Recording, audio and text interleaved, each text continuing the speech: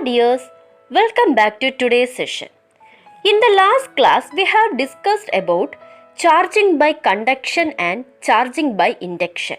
Charging an object by contact with a charged body is charging by conduction, and charging an object by bringing a charged object close to but not touching is charging by induction.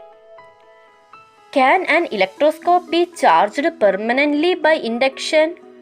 Observe this figure. A negatively charged rod is brought near an electroscope.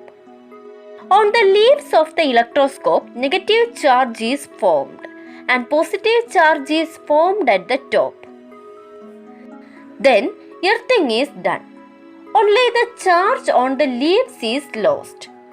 If we remove the earthing and the charged rod, the charge spreads everywhere on the electroscope and the leaves remain separated. That means, if an electroscope is charged by induction, to retain the charge in it for a long interval of time, the charge formed would be the one opposite to that of the body used to charge it. When a conductor is placed near a charged body, opposite charge would be induced on the surface of the conductor facing the charged body. The charge on the electroscope stays for a long time due to the attraction of these opposite charges. A capacitor is constructed on the basis of this principle. Negative charge induced on the surface of the plate B facing A and positive charge on the surface away from A. If the plate B is earthed, negative charge remains in the plate. With this arrangement, electric charge can be stored or retained for a long time. This is because of the electric field formed between them. The device which can store electric charge in this way is called capacitor. In order to increase the ability of storing electricity in a capacitor, with plates of fixed area, suitable insulators are used between the plates. Such insulators are called dielectrics. Paper, air, polyester, etc. can be used as dielectrics. Capacitors are usually known by the name of the dielectrics used in them. The ability of the capacitor to store charge is known as capacitance, and its unit is farad. 1 farad equal to 10 raised to 6 microfarad, or 1 farad equal to 10 raised to 12 picofarad. Let's see the distribution of electric charge in a metal. When a metallic substance is charged, the charge distributed would be only on its surface, and the amount of charge would be more at the pointed ends. Look at this figure. The dotted lines seen in the figure indicate the distribution of charges. On certain occasions during rainy season, thunder and lightning may have frightened you. Lightning is the electric discharge between charged clouds in the atmosphere or between charged clouds and the earth. Do you know the device used for protection from lightning? Yes, lightning conductor. When a large quantity of negative charge is accumulated in clouds, large amount of positive charge is produced at the pointed ends of lightning conductor. This is because many electrons flow to the earth from the lightning conductor through the earthed part. Electric field is produced by the presence of this charge at the pointed ends. This neutralizes the negative charge from the clouds. Through this, the possibility of lightning is eliminated.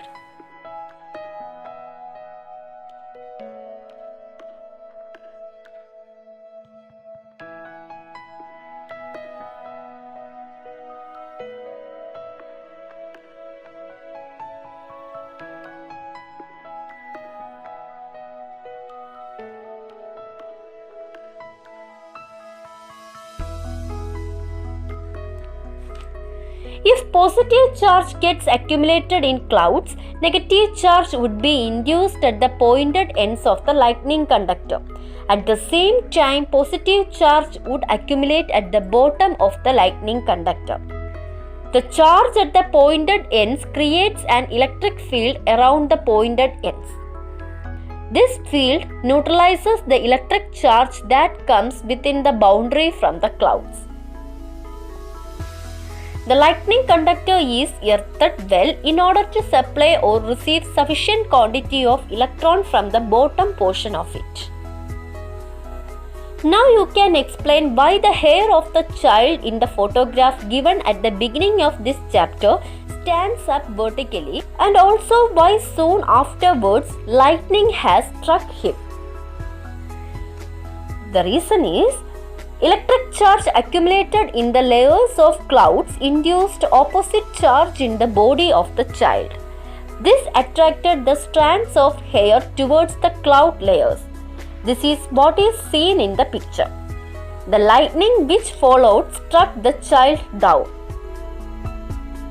How to protect ourselves when there is lightning? Yes, do not operate electrical equipments. Do not lean on the wall of the house. Do not stand holding window bars or grills.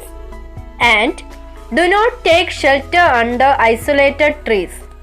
Then, what other methods can be adopted to protect ourselves from lightning? Yes, a person struck by lightning should be made to lie in a place where there is good air circulation. In order to prevent blood clotting, keep the body warm by massaging. Give artificial respiration to enable continued breathing. Press strongly on the chest at regular intervals to maintain the heartbeat. Then the person must be taken to a hospital as early as possible.